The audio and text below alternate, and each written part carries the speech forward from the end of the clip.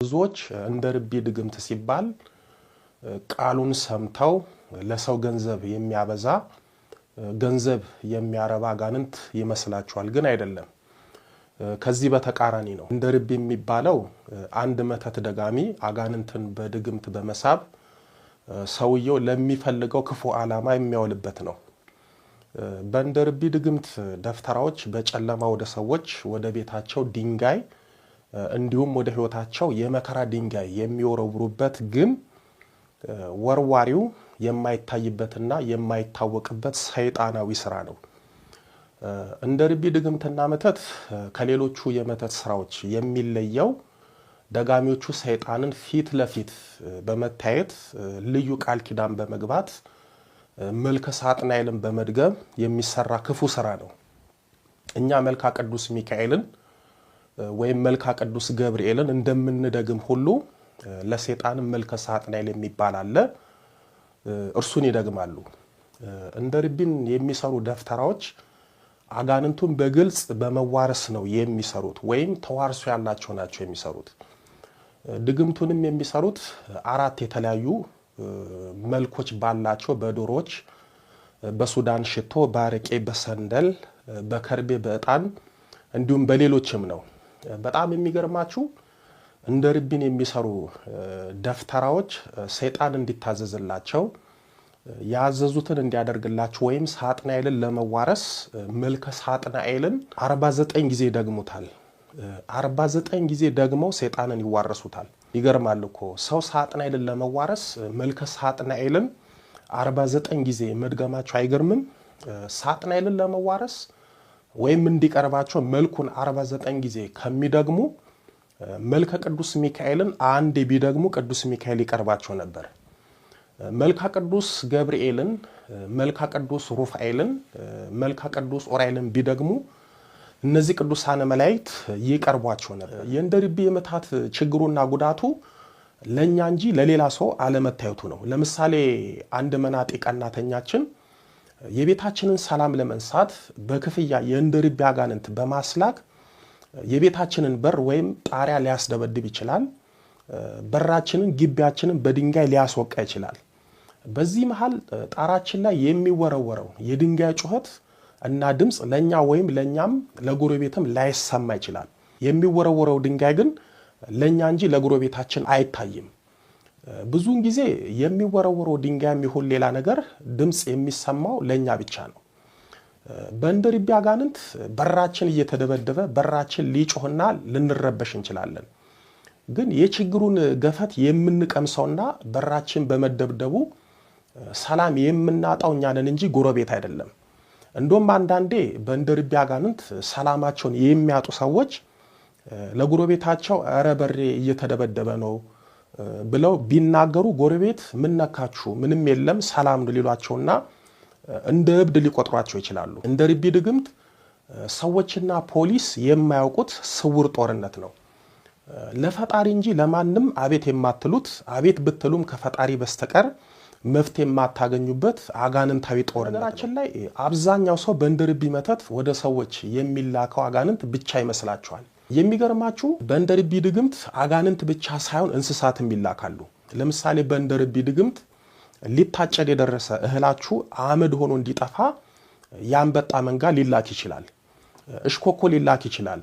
እነዚህ መንጋ ሆኖ መጥተው እህላችሁን ያጠፋሉ። በእንደ ርቢ መተት እህላችሁ፣ ልብሶቻችሁ ከጥቅም ውጪ እንዲሆኑ ወደ ቤታችሁ የአይጥ መንጋ ሊላክ ይችላል። በእንደ ርቢ የመጣው አይጥ ከቤታችሁ አይጠፋም፣ ያገኘውን እያወደመ ይኖራል። በእንደ ርቢ ድግምት ወደ ሰዎች አጋንንትም ግዑዝ ነገርም እንስሳትም ሌሎችም ለጥፋት ይላካሉ። በተለይ ማታ በእንደ ርቢ መተት የሚወረወርና ቤታችሁን የሚመታ ነገር ብቻ ሳይሆን ሌሊት በተኛችሁበት አጋንንቱን ይልኩትና ተኝታችሁ ሳለ እንዲያንቃችሁ፣ እንዲተናነቃችሁ፣ በተኛችሁበት እንዲመታችሁ ያደርጋሉ። ብዙ ጊዜ አንዳንድ ሰዎች ሌሊት በተኛሁበት መጥቶ ጥቁር ሰው፣ የሆነ አስፈሪ ሰው ጥላ የመሰለ ነገር መታኝ፣ አነቀኝ የሚሉት መንፈሱ ሲላክባቸው ነው። አንዳንዶች ሌሊት ተኝተው የተላኩ አጋንንት መቷቸው ጠዋት መነሳትም ማቀቷቸው ፓራላይዝድ የሆኑ ፊታቸው የተጣመመ አንደበታቸው የተያዘ ብዙ ሰዎች አሉ። በተለይ ሳትጸልዩ የምትተኙ ከሆነ ፈተናው ከባድ ነው፣ በግልጽም ነው። አንድ የማውቃቸው አባት ነበሩ። ቤተክርስቲያንን በንጽህና ምዕመናንን በቅንነት ያገለግሉ ነበር። በዚህ አገልግሎታቸው የቀናባቸው አንዱ ክፉ ሰው በእንደርቢ ድግምት መከራቸውን ነበር ያበላቸው። ሌሊት በቤታቸው በድንጋይ ሲደበደቡ ያድራሉ። እሳቸውን ፈተናውን ተጋፍጠው በመጨረሻ ጌታችን ለሐዋርያት ፈተና ሲበዛባችሁ ሽሹ ብሏል ብለው ሲሰለቻቸው በእንደርቢ ድግምት ምክንያት የሚወዷትን ቤተክርስቲያንና የሚወዱትን ምዕመናን ትተው ወደ ሌላ ሀገር ሄዱ። እኔ ዛሬ በግልጽ ስለተናገርኩ እንጂ እንደዚህ አይነት ፈተና ያለባቸው አባቶችና ምዕመናን ብዙ አሉ። የእንደርቢ ድግምት አንዱ የደገመውን ወይም የላከውን አንዱ ይመልሰዋል። መመለሻ የሚባለውን ሂደት በምታውቁትና በሚገባችሁ ላስረዳችሁ። በዚህ በሰሜኑ ክፍል እንደርቢ እንደ ጥበብ ነው የሚታየው። ግራ ዘመም አንዳንድ የቤተክርስቲያን ተማሪዎች ለቤተክርስቲያን የማያስፈልጋትን ትምህርት ከመናጤ መምህራን ይማራሉ። መቼም ከ12 ሐዋርያት አንድ ይሁዳ እንደነበረ ከመምህራኖችም እንደ ይሁዳ ከአጋንንት የተቀዳ ትምህርትና አጋንንታዊ ክፋት በስውር የሚያስተምሩ አይጠፉም። ተማሪዎቹም በስም ሐዋርያት በግብር ግን ይሁዳ ከሆኑት መምህራን አንዳንድ አጋንንታዊ ክፋትን ይማራሉ። እነዚህ አጋንንታዊ ክፋትን የተማሩት በሆነ አጋጣሚ ከሰው ሲጋጩ አጋንንቱን በመተማመን በእንደርቢ ድግምት አጋንንት በመጎተት የተጣላቸውን ሰው እንዲደበድበው የድንጋይ ናዳ ቤቱ ላይ እንዲያዘንብና ሌላም ነገር ያደርጋሉ። በዚህ አጋንንታዊ ግብግብ ውስጥ አደገኛና ኃይለኛ አጋንንታዊ ቁርኝትና ምሳብ ያለው በቀላሉ ሊያጠቃ ይችላል። ከሱ የተሻለው ደግሞ እንደርቢ ድግምቱን ሊመልስበትና ሊያከሽፍበት ይችላል። ይህ ማለት ፖሊስ ያቃተውን ነውጥና ብጥብጥ ፌደራል ፖሊስ እንደሚያረጋጋው ማለት ነው። ጠንካራ ምሳብ የሌለው ፖሊስ ሲልክ ከሱ የበለጠ ምሳብ ያለው ፌደራል ፖሊስ ይልካል ማለት ነው። ወዳጆቼ በሰዎች ዘንድ ብቻ ሳይሆን በአጋንንትም ዘንድ በአጋንንታዊ ብልሃትና ጉልበት መበላለጥ አለ። ይህ አይነት አጋንንታዊ ክስተት በዘመናችን ያለውን የአሜሪካና የሰሜን ኮሪያን ፍጥጫን ይመስላል። የሰሜን ኮሪያ ኪም ጁን ሚሳኤል ሲያስወነጭፍ አሜሪካ ደግሞ ዘመናዊና ወደር የለሽ የሆነውን ሚሳኤል እንደምታስወነጭፈው ማለት ነው። ከእንደርቢ መተት የሚገርመው ደግሞ ጎረቤትን ለማፈናቀል ይጠቀሙበታል። አንዳንድ ክፉ ጎረቤት ምንም ያላደረጋቸውን በሰላም የሚኖረውን ጎረቤታቸውን በምቀኝነት በክፋት ተነሳስተው ከሰፈር ለማስለቀቅ እንዲሁም ቤቱን ለመሸጥ እንደርቢ መተት ያስመትቱበታል። ያ ጎረቤትም በቤቱ በሚያርፍበትና በሚተኛበት ሌሊት የእንደርቢ መተት ቤቱን ግቢውን ሲደበድብ ሲረብሽ ራሱን ሲያስጨንቀው ያድራል። ቀን ቀን ቤቱን መቃብር ቤት በማስመሰል እንዲፈራው ያደርጋል። ቤቱ ቀን ቀን እንደ መቃብር ቤት፣ ሌሊት እንደ ሲኦል ይሆንበታል። እሱ ይፈራል፣ ሚስቱ ትፈራለች፣ ልጆቹ ይፈራሉ፣ ክፉኛ ይቃዣሉ። ልጆቹ ሌሊት ይጮሃሉ፣ ከተኙበት ተነስቶ ይሄዳሉ። ይሄ ሁሉ ክፋት የእንደርቢ መተት ውጤት ነው። በዚህ የተነሳ ቤቱን ሽጦ ሌላ ሰፈር ይገባል። በአጠቃላይ እንደርቢ ማለት ደጋሚዎች፣ አጋንንት ጎታቾች መንግስት ያላወቀውን ያልተደረሰበትንና የማይደረስበትን ለክፋት የሚያውሉት አጋንንታዊ መሳሪያ ነው። ሌላው እንደርቢ ድግምትን አደገኛ የሚያደርገው ደጋሚዎቹ አጋንንቱን እንደ ሰላቢ መንፈስ መጠቀማቸው ነው። ይህ ማለት የእንደርቢ አጋንንትን ወደ ሰው በመላክ ከሚሰራበት ቦታ ለምሳሌ ንግድ ሊሆን ይችላል። ገንዘቡን አጋንንቱ ለራሱ በጋር ለሰውየው ግን በስውር ገንዘቡን ከቦርሳው ከሳጥኑ ከካዝናው ሊሰልብበት ይችላል። እንዲሁም በቤታችን ውስጥ እውነተኛ አምልኮትና ጸሎት ከሌለ የእንደርቢ አጋንንት ቤታችን በመግባት ብዙ ነገራችንን እየሰለበ ረድኤት አልባ ያደርገናል። ቦታ ሰጥተነው ያስቀመጥነው ነገር በቦታ አይገኝም። ይልቁንም ሰው ሳይወስደው ሊጠፋብን ይችላል። እንደርቢ መተት ሌላው ክፉ ገጽታው አጋንንቱ በድንገት ሊመታችሁ ይችላል። አንድ ሰው ላይ እንደርቢ መተት ከላከበት ወይም ካስላከበት የተላከበትን ሰው አጋንንቱ በድንገት ሊመታው ይችላል። እንደርቢው ሰውየውን ለምሳሌ መንገድ ላይ እየሄደ ቁጭ ብሎ እየሰራ ወይም ሌላ ተግባር እየከወነ በድንገት ሳያውቀው የሆነ ነገሩን ሲመታው ይታወቀዋል። ይሄ ምት ከውጭም ከውስጥም ሊሆን ይችላል። መቶትም ሊጥሎ ይችላል። ሰውየው ከውስጥ ጭንቅላቱን ሊሆን ይችላል፣ ከውጭ የሆነ ቦታውን ሊሆን ይችላል። ግን ለሰው መናገርና ማስረዳት በማይችለው መልኩ መንፈሱ ይመታዋል። መመታቱን የሚያውቀው እሱ ብቻ ነው። አንዳንዱ መንፈሱ ድንገት አስነስቶ ሊያፈርጠው ይችላል። አንስቶ ጥሎት አካሉን ሊያስጎዳውና ሊያሰብረው ይችላል። ልክ በማርቆስ ወንጌል በምዕራፍ 9 ቁጥር 18 ላይ በያዞም ስፍራ ሁሉ ይጥለዋል ተብሎ ክፉ መንፈስ ስለሚጥለው ልጅ እንደተጻፈው ማለት ነው። ክፉ መንፈስ ልጁን የሚጥለው በስውር ሲመታው ነው። የወለላይቱ እመቤት ልጆች በሕይወታችን እንደ ርቢ አጋንንት ከተላከብን የግላችንን፣ የቤታችንን፣ የትዳራችንን ሰላም ልናጣ እንችላለን። ሀብት ንብረታችንንም ልናጣ እንችላለን። ማህበራዊ ሕይወታችንንም ስራችንንም ልናጣ እንችላለን። አጋንንቱ በሰው እየተመሰለ ድንጋይ እየወረወረ በዱላ በመታት ብዙ ጉዳት ሊያደርስብን ይችላል። በዚህ በሰሜኑ ክፍል ጠማማ አጋንንታዊ ትምህርት የተማሩት አንዳንዶች ሲጣሉ ጠብ የሚገጥሙት በእጅ በዱላና በመሳሪያ ሳይሆን በአጋንንት ነው። ይህም አንዱ መናጢ አንዱ ላይ በእንደርቢ አጋንንት ቤቱ ላይ የድንጋይ ናዳ ሊያወርድበት ይችላል። ሌላው ደግሞ አጸፋውን ደረሰልኝ አጭጄ ከምራለሁ ያለውን ሰብልን በጠራራ ፀሐይ በበረዶ ዶጋመድ ሊያደርግበት ይችላል።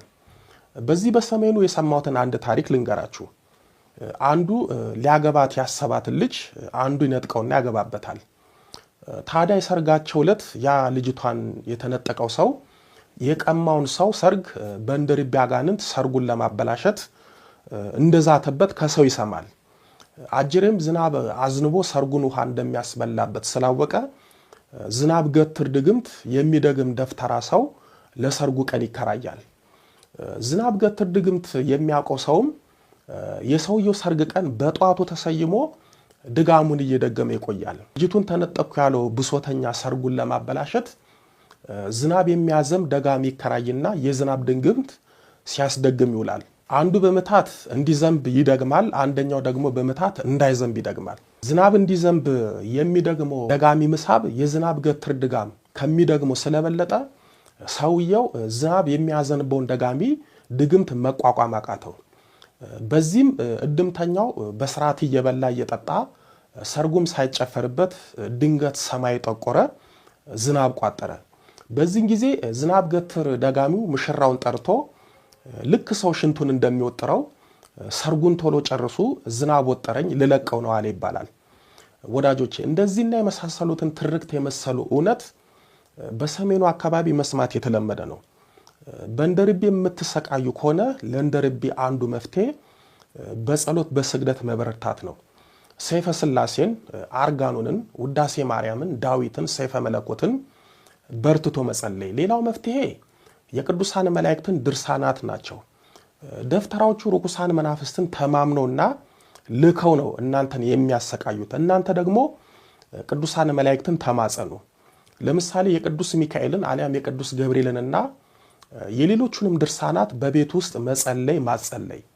የቅዱሳንን እምነት በቤታችሁና በበሩ ጉበን አካባቢ ማስቀመጥ አሊያም መቅበር። እንዲሁም ግቢውን ጸበል መርጨትና ቀንም ማታም በርትቶ መጸለይ። ይህንን ስታደርጉ የሚላኩ አጋንንት ሰልችቶት ወደ መጣበት ይሄዳል፣ የክፋት ስራውንም ያቆማል።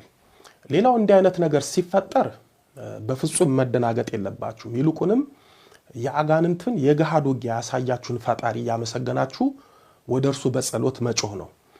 ድርሳናትን መጸለያችን አንዱ ጥቅሙ የምናደርሰው ድርሳን ባለቤት የሆነው መልአክ አጋንንቱን ያስርልናል አሊያም ያርቅልናል። በተጨማሪ ጸጋ እግዚአብሔር ያላቸውን አባቶች ቤት በማስመጣት ማጸለይና አጋንንቱ እንዲገዘት ማስደረግ። በተረፈ ልዑል እግዚአብሔር በመለኮታዊ ጥበቡ ከእንደርቢና ከአጋንንት ሰብሳቢ ኮተታም ሰዎች ይጠብቀን ይሰውረን። ሕዝብ እውቀት ከማጣት የተነሳ ጠፍቷል። ትንቢተ ሆሴዕ ምዕራፍ 4 ቁጥር 6። ከትውልዱ ማን አስተዋለ? ትንቢተ ኢሳይያስ ምዕራፍ 53 ቁጥር 8። ፈረስ ለጦርነት ቀን ይዘጋጃል፣ ድል ግን ከእግዚአብሔር ዘንድ ነው። መጽሐፈ ምሳሌ ምዕራፍ 20 ቁጥር 31። ያስተማረን የመከረን የአባቶቻችን አምላክ ልዑለ ባሕርይ ቅዱስ መድኃኔ ዓለም ኢየሱስ ክርስቶስ ክብር ምስጋና ይድረሰው። ድንግል ስንላት ጌታን ወልዳ የተገኘች፣ ጌታን የወለደች ስንላት ድንግል የሆነች፣ ስሟን ለመጥራት ከሰማይ ከምድር የከበደች መንበረ ፀሐይ መንበረ ሥላሴ ንግሥተ ሰማይ ወምድር የጌታችን የመድኃኒታችን የኢየሱስ ክርስቶስ እናት ወለላይቱ እመቤት ድንግል ማርያም ምስጋና ይድረሳት። አሜን።